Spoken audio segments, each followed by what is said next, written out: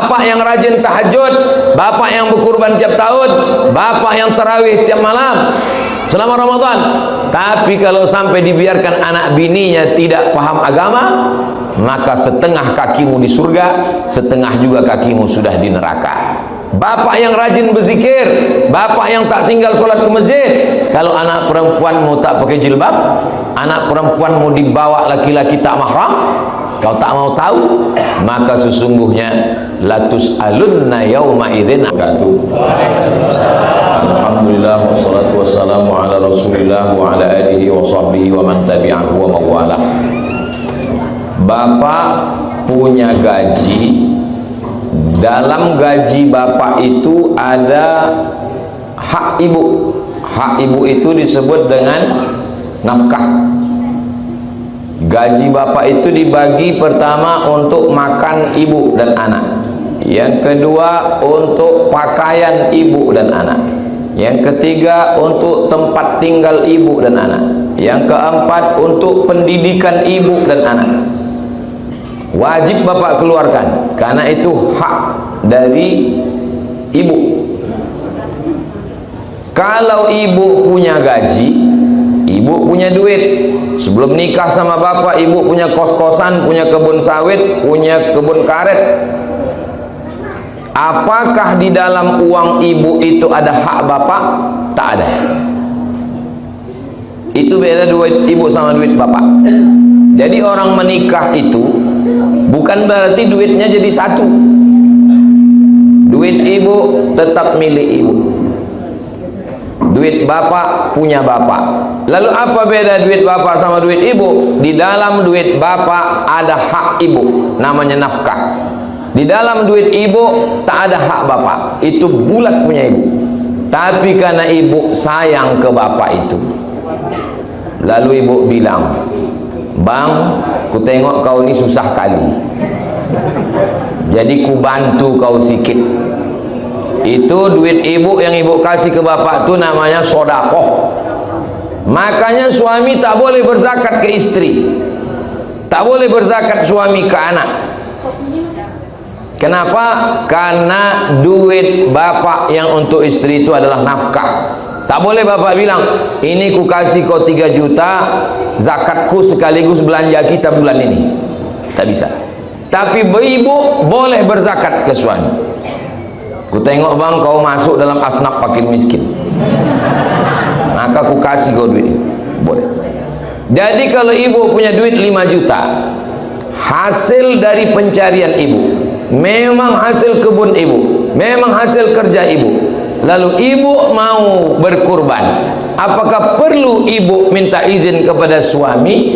Maka ibu ngomong ke suami sebagai adab. Dan suami pun mesti paham, istriku ini ngomong ke aku sebagai adab, aku tinggal mengangguk aja. Bang, aku berkurban tahun ini ya. Iyalah, emang duit kau.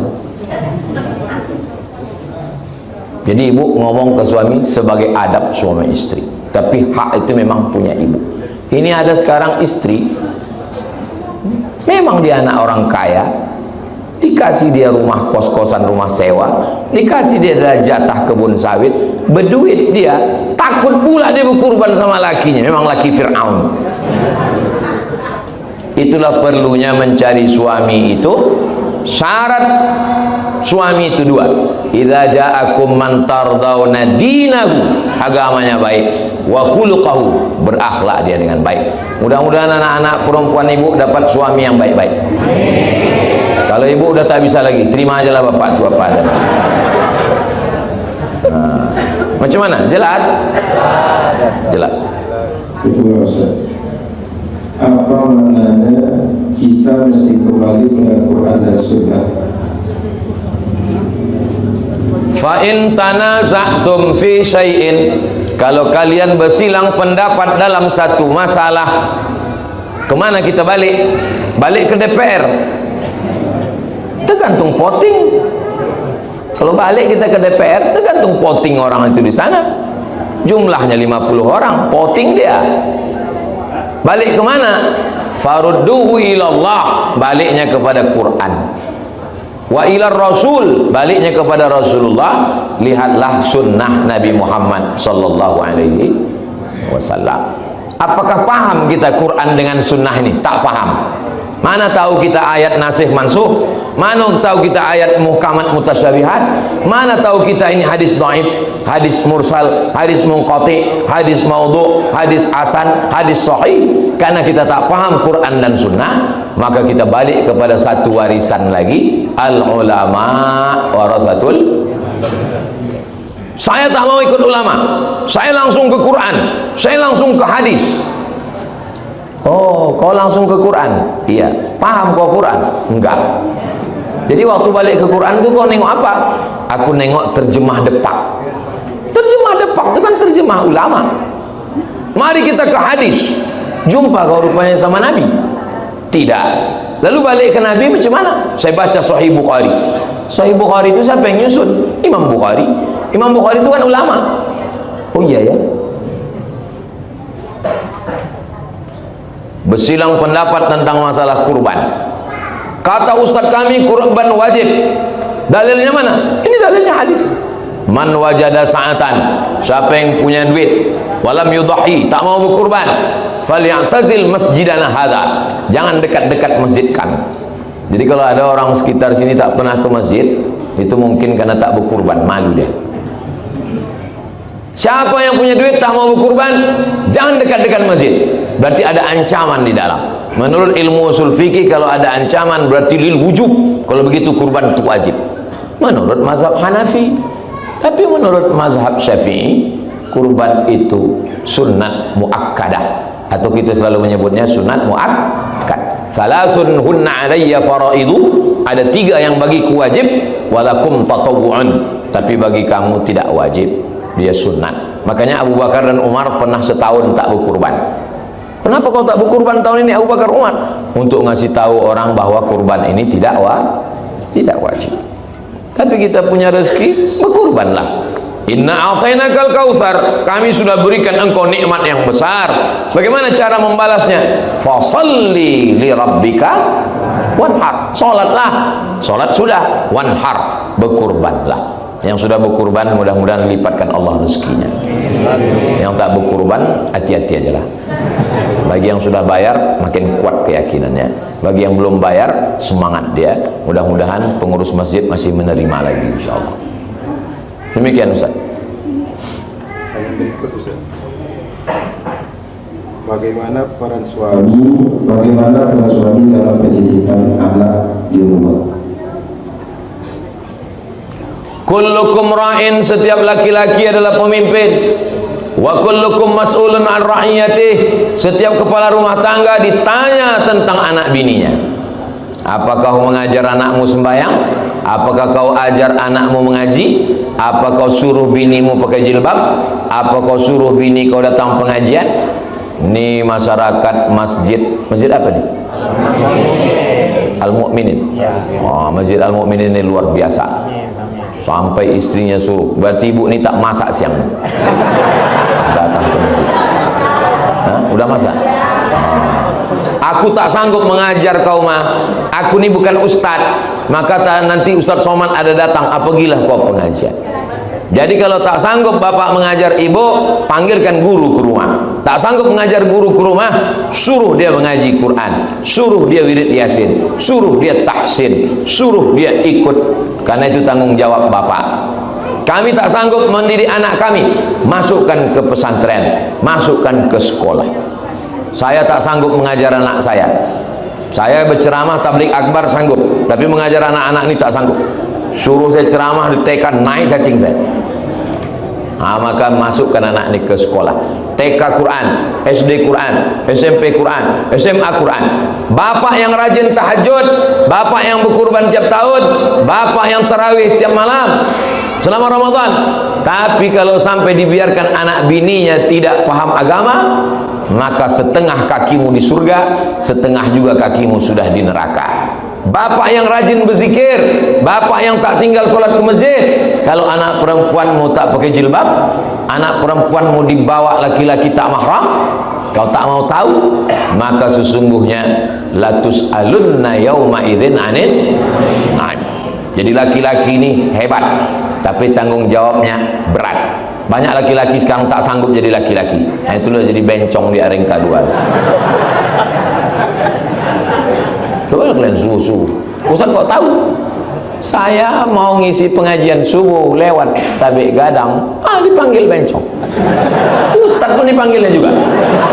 Kurang ajar bencong. Tak berani saya turun. Saya sendiri sempat mati mesin itu kawan saya. Demikian Ustaz. Bagaimana cara ikut program-program kebaikan di YTWU? Berarti belum ikut Instagram Abdul Somad. Banyak kali Instagram atas nama Abdul Somad. Tengoklah yang followernya 7 juta itu. Setiap hari berita tentang YTWU. Tengok. Setiap hari ada berita tentang YTWU. Berita tentang kurban, berita tentang Bagan Benio, berita tentang mengirim mahasiswa ke Mesir, berita tentang. Ada juga yang menanyakan bagaimana YTWU. Kalau mau infonya tengok di Instagram, tengok di channel ini, direkam masuk dalam channel Tabung Wakaf Umat Official. Subscribe, like, share, and comment. Nih, ini bukan channel Ustaz Somad ini, khusus untuk hari Jumat sama hari Sabtu itu saya kasih jatah YTWU. Mana yang dibangun oleh YTWU itu? Mana dia pesantrennya? Datang kalian ke habis jembatan Leton, terus Simpang Bingung, jangan bingung-bingung lagi, belok ke kiri. Belok ke kiri, arah ke TPU Kopit. Sebelum TPU ada pesantren sebelah kanan. Pesantren yang paling megah, paling mewah, paling cantik. Itulah dia TPU punya. Semua orang asal sampai ke situ macam menengok kucing Anggora. Mau nengok lampu. Berapa harga lampunya Ustaz? 47 juta. 47 juta.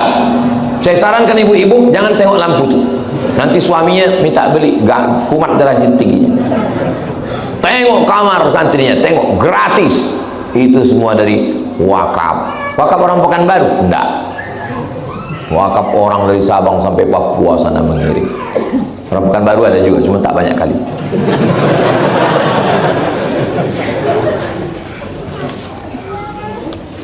Saya seorang mualaf, apakah boleh saya mendoakan orang tua saya yang sudah meninggal dunia?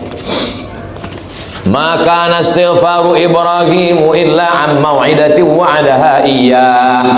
Nabi Ibrahim mendoakan ayahnya Azar tak Islam karena memang itu janji dia. Nanti ku doakan kau ya.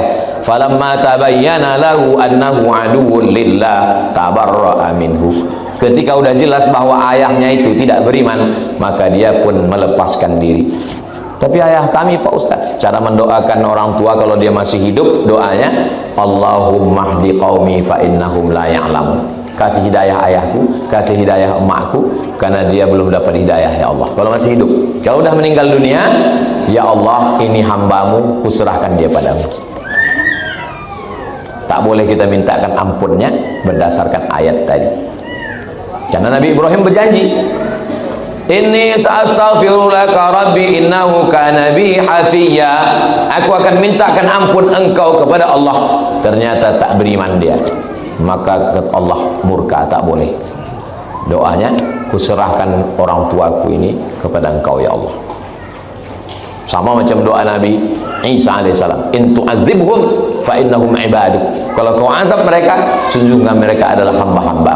Wa in taghfir lahum, kalau kau ampuni mereka, sesungguhnya kau Maha Pengasih dan Penyayang. Jadi pendek aja, kuserahkan ini kepada engkau ya Allah. Bagaimana hukum bersedekah dari uang yang dipinjam? Dalam hal ini harta diperkirakan masih ada kelebihan biaya pelunasan utang, takut tak bisa bersedekah, menunggu semua utang selesai. Hutang itu terbagi dua. Yang pertama, mayurja adauhu, ada yang diharapkan membayarnya. Yang kedua, malayurja adauhu, tak ada yang diharapkan membayarnya. Saya mau berkurban Juni, tapi padi saya panennya Juli. Lalu saya pinjam duit ke Ustadz Alnob. Ustadz Alnob, ya, padiku insya Allah panen Juli. Kupinjamlah Juni ini 2,5 juta berkurban, boleh. Kenapa? Karena ada yang diharapkan membayarnya. Ini Ustadz 2,5 juta. Nanti kalau padi panen bayar ya, iya. Itu boleh. Yang tak boleh itu, Ustadz Alnob pinjam 2,5 juta, aku mau berkurban. Bayarnya gimana? Kuserahkan pada Allah. Itu tak bisa.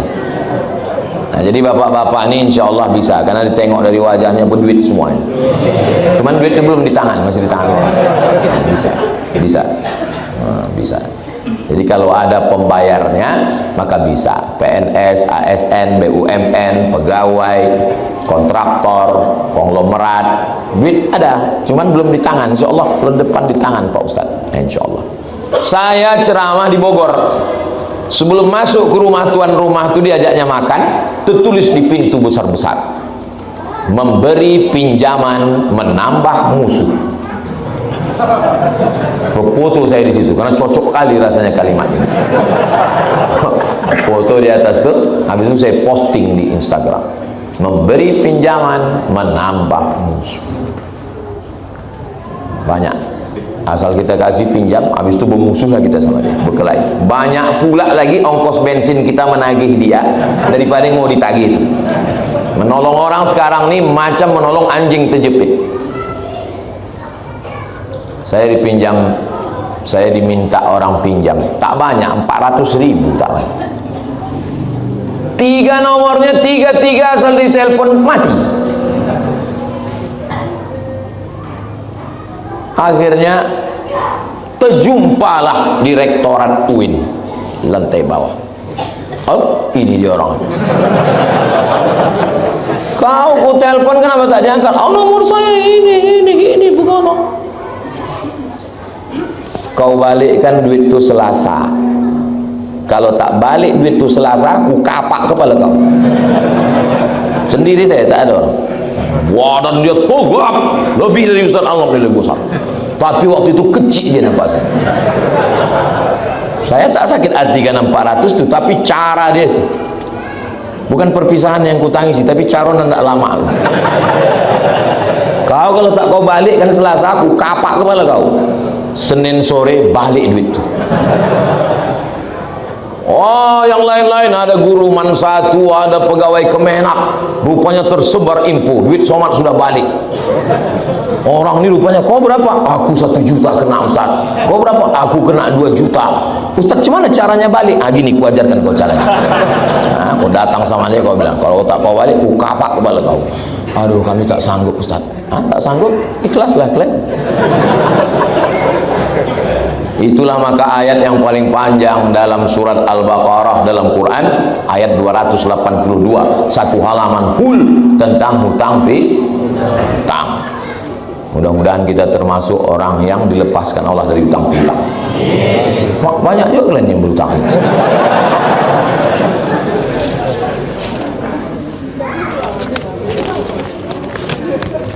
Habis Ustaz? Habis, kita tutup. Itulah kaji kita pada siang hari ini. Jangan lupa hari Jumat waktu makbul berdoa ba'da asar. Saya setiap ba'da asar dekat rumah saya buat pengajian supaya ibu-ibu turin Yasin, habis itu pengajian berdoa, doa yang baik-baik. Ini pun waktu makbul berdoa. Ala hazihin niyah wa kulli niyatin sholihah. Al-Fatihah. A'udzubillahi minasyaitonir rajim. Bismillahirrahmanirrahim. Alhamdulillahirabbil alamin arrahmanir rahim maliki yaumiddin. Iyyaka na'budu wa iyyaka nasta'in. Shiratal mustaqim. Shiratal ladzina an'amta 'alaihim ghairil maghdubi alaihim waladdallin. Amin. Allahumma shalli ala sayyidina Muhammad wa ala ali sayyidina Muhammad. Rabbana hab lana minas sholihin. Jadikan anak kami anak-anak yang soleh dan solihah. Rabbana hab lana min ladunka dzurriyyatan thayyibah. Jadikan keturunan kami keturunan anak cucu cicit yang baik-baik sampai hari kiamat. Rabbana hab lana min azwajina wa dzurriyyatina qurrata a'yun. Jadikan pasangan hidup kami, anak kami, keluarga kami, anak cucu menantu kami orang-orang yang sejuk dipandang mata dan menenangkan hati kami. La tuzigh qulubana ba'da idh hadaitana jangan palingkan hati kami setelah kau berikan hidayah kepada kami. Allahumma a'inna, tolong kami, ala zikrika, supaya hati kami ini selalu berzikir, wa syukrika, kami selalu bersyukur, wa husni ibadatik, selalu beribadah dengan ibadah yang baik. Allahumma dafa'na al-ghala wal waba wal fahsya wal riba wal zina, selamatkan negeri kami, selamatkan bumi lancang kuning, selamatkan keluarga kami dari malapetaka, bencana, riba, zina, narkoba, LGBT, perbuatan keji dan mungkar. Allahumma ftah lana abwabal khair, bukakan untuk kami pintu-pintu kebaikan, wa abwabal rizqi, pintu-pintu rezeki, wa abwabal barakah, pintu-pintu keberkahan, wa abwabal rahmah, pintu-pintu rahmat kasih sayangmu ya Allah. Allahumma htib lana bi husnil khatimah, sampai akhirnya nanti kami mati, jadikanlah ucapan terakhir kami waktu mau sakaratul maut itu la ilaha illallah Muhammadur Rasulullah sallallahu alaihi wasallam, wa adkhilnal jannata ma'al abrar, masukkan kami ke dalam surga bersama jamaah ni semua ya Allah, ma'al habibil mustafa fi jannatikal ula, bersama Nabi Muhammad sallallahu alaihi wasallam. Rabbana atina fid dunya hasanah wa fil akhirati hasanah wa qina adzabannar, wa sallallahu ala sayyidina Muhammad wa ala alihi wasallam, walhamdulillahi rabbil alamin. Banyak cakap saya menyinggung perasaan tak berkenan di hati Bapak Ibu. Kenapa semangat kali Ustaz? Ini bukan semangat, ini lapar. Makan semua. Jazakumullah khairan. Jaga anak-anak kita, jaga jamaah kita, jaga istiqomah kita, jaga semuanya. Kalau ada yang meninggal doakan, kirim Al-Fatihah, kirim Yasin. Jazakumullah khairan. Terima kasih. Wassalamualaikum warahmatullahi wabarakatuh.